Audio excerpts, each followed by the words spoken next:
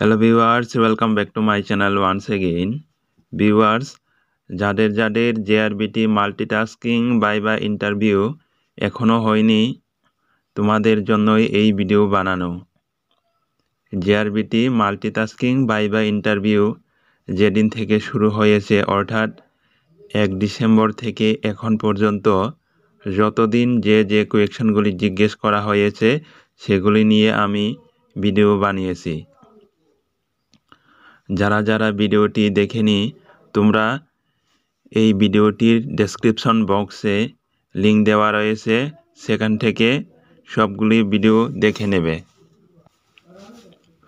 Viewers, যেসব ক্যান্ডিডেটদের এখনও viva interview বা মৌখিক ইন্টারভিউ হয়নি, তোমরা কিন্তু ভালো করে প্রিপারেশন করে যাবে ইন্টারভিউ দেওয়ার জন্য। কেননা এবারই ত্রিপুরা রাজ্যে জেআরবিটির মাধ্যমে প্রায় 2500 জন একসাথে লোক নিয়োগ করা হচ্ছে। অর্থাৎ আপনার এবার চাকরি পাওয়ার সুযোগ অনেক চান্স রয়েছে। এই সুযোগ হাতছাড়া করবে না। এখন সব কিছু ভুলে গিয়ে মন প্রাণ দিয়ে পড়াশোনা করো, দেখবে তোমার জীবনে সাফল্য আসবেই। কেননা এই সুযোগ তোমার জীবনে আবার নাও আসতে পারে। আমি তাই বারবার বলছি, একদম ভালো করে প্রিপারেশন নেবে ভাইভা ইন্টারভিউ এর জন্য। ভিউয়ার্স, যেসব ক্যান্ডিডেটদের ইন্টারভিউ হয়ে গেছে, তোমরা এই স্ক্রিনে দেওয়া হোয়াটসঅ্যাপ নাম্বারে তোমাদের কি কোয়েশ্চন জিজ্ঞেস করা হয়েছে সেগুলি পাঠালে খুবই উপকৃত হব। তাহলে দেরি না করে আজকে JRBT multitasking staff group D viva ইন্টারভিউতে কি কোয়েশ্চন জিজ্ঞেস করা হয়েছে সেগুলি দেখে নেব। ভিউয়ার্স, প্রত্যেক দিনের মতো আজকেও JRBT MTS group D viva ইন্টারভিউতে কমন কোয়েশ্চনগুলি জিজ্ঞেস করা হয়েছে। প্রথমে তোমার নাম, অ্যাড্রেস, পরিবারের মোট কতজন রয়েছে, পারিবারিক রেশন কার্ড বিপিএল না এপিএল, বাবা কি করে, এখন তুমি কি করো, এইসব প্রশ্নই করেছে।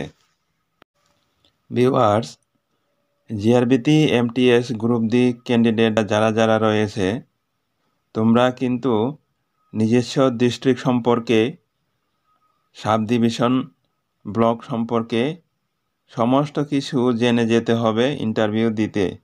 কেননা এখান থেকে আজকেও প্রশ্ন করা হয়েছে।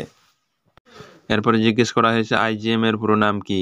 আইজিএম এর পুরো নাম হচ্ছে, আইজিএম হসপিটালের পুরো নাম হচ্ছে ইন্দিরা গান্ধী মেমোরিয়াল হসপিটাল। এরপরের প্রশ্ন, ত্রিপুরার বর্তমান শিক্ষামন্ত্রীর নাম কি। এর উত্তর হবে প্রফেসর ডক্টর মানিক সাহা। এরপরের প্রশ্ন, টিবিএসসি এর পুরো নাম কি। টিবিএসসি এর পুরো নাম হচ্ছে Tripura board of secondary education. এরপরে জিজ্ঞেস করা হয়েছে ত্রিপুরার কত অংশ ভূমি অরণ্যময়। ত্রিপুরার কত অংশ ভূমি অরণ্যময়। এর উত্তর হবে প্রায় 60%। এরপরের প্রশ্ন, চাকমাঘাট সেতু কোন নদীর উপরে অবস্থিত। এর উত্তর হবে খোয়াই নদীর উপরে চাকমা ব্রিজটি অবস্থিত। খুবই ইম্পর্টেন্ট কোয়েশ্চন।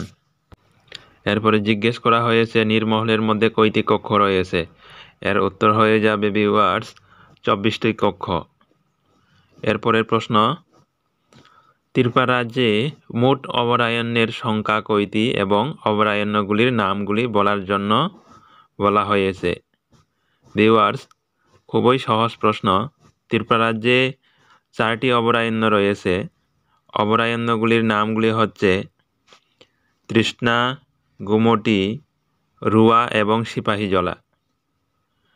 আবার এখান থেকে আরও একটি প্রশ্ন করা হয়েছে, রুয়া অভয়ারণ্য কোথায় অবস্থিত। রুয়া অভয়ারণ্য কোথায় অবস্থিত। এর উত্তর হবে রুয়া অভয়ারণ্য পানিসাগরে অবস্থিত, অর্থাৎ এটি উত্তর জেলাতে অবস্থিত। ভিউয়ার্স, আমাদের সবারই জানা রয়েছে ত্রিপুরা রাজ্যের প্রথম মহিলা আইএএস অফিসার হচ্ছে তনুশ্রী দেববর্মা। কিন্তু আজকে যে কোয়েকশন জিজ্ঞেস করা হয়েছে সেই কোয়েকশন হচ্ছে ত্রিপুরা রাজ্যের প্রথম পুরুষ আইএএস অফিসারের নাম বলার জন্য বলা হয়েছে। এই প্রশ্নের উত্তর অনেকেই দিতে পারেনি। ভিউয়ার্স, এর উত্তর হবে দেবপ্রিয়া বর্দন, অর্থাৎ ত্রিপুরা রাজ্যের প্রথম আইএএস অফিসার হচ্ছে দেবপ্রিয়া বর্দন। তিনি হচ্ছেন প্রথম আইএএস অফিসার ত্রিপুরা রাজ্যের। এরপরের প্রশ্ন, উদয়ন বৌদ্ধবিহার কোথায় অবস্থিত? এর উত্তর হবে এটি পেশারথলে অবস্থিত। এরপরের প্রশ্ন জিজ্ঞেস করা হয়েছে ককবরক দিবস কবে পালিত হয়? ককবরক দিবস প্রত্যেক বছরের 19শে জানুয়ারি পালিত হয়। এরপরের প্রশ্ন জিজ্ঞেস করা হয়েছে উদয়পুরের পুরাতন নাম বলার জন্য। উদয়পুরের পুরাতন নাম হচ্ছে রাঙ্গামাটি। এরপরের প্রশ্ন খুবই সহজ, ত্রিপুরা রাজ্যে কতবার রবীন্দ্রনাথ ঠাকুর এসেছেন? এর উত্তর হয়ে যাবে 7 বার।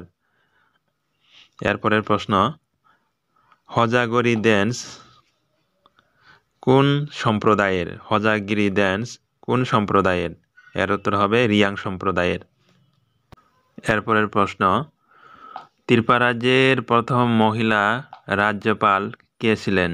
ত্রিপুরা রাজ্যের প্রথম মহিলা রাজ্যপাল হচ্ছে ডক্টর কমলা বেনিওয়াল। এরপরের প্রশ্ন জিজ্ঞেস করা হয়েছে ত্রিপুরা রাজ্যে প্রথম স্পিড পোস্ট কবে চালু করা হয়? এর উত্তর হয়ে যাবে 1987 সালে। অর্থাৎ 1987 সালে ত্রিপুরা রাজ্যে প্রথম স্পিড পোস্ট চালু হয়েছিল। এরপরের প্রশ্ন জিজ্ঞেস করা হয়েছে কামানচমনের কামানটি কোথায় রাখা হয়েছে? এই কামানটি কার? এর উত্তর হবে কামানচমনের কামানটি অ্যালবার্ট পার্কে রাখা হয়েছে, আর এই কামানটি হচ্ছে হোসেন শাহ এর। ভিউয়ার্স, এরপরের প্রশ্ন জিজ্ঞেস করা হয়েছে ভুবনেশ্বরী মন্দির কে নির্মাণ করেন? এর উত্তর হবে ভুবনেশ্বরীর মন্দির গোবিন্দ মাণিক্য নির্মাণ করেছিল। এরপরের প্রশ্ন, পালাতানা পাওয়ার প্ল্যান্ট কোন জেলায় অবস্থিত? পালাতানা পাওয়ার প্ল্যান্ট কোন জেলায় অবস্থিত? এর উত্তর হবে গোমতী জেলায়। এরপরে যে কোয়েকশন জিজ্ঞেস করা হয়েছে ত্রিপুরা রাজ্যের প্রথম চা বাগান কোনটি? ত্রিপুরা রাজ্যের প্রথম চা বাগান কোনটি? এর উত্তর হবে হীরাসরা, এটি কৈলাসহরে অবস্থিত।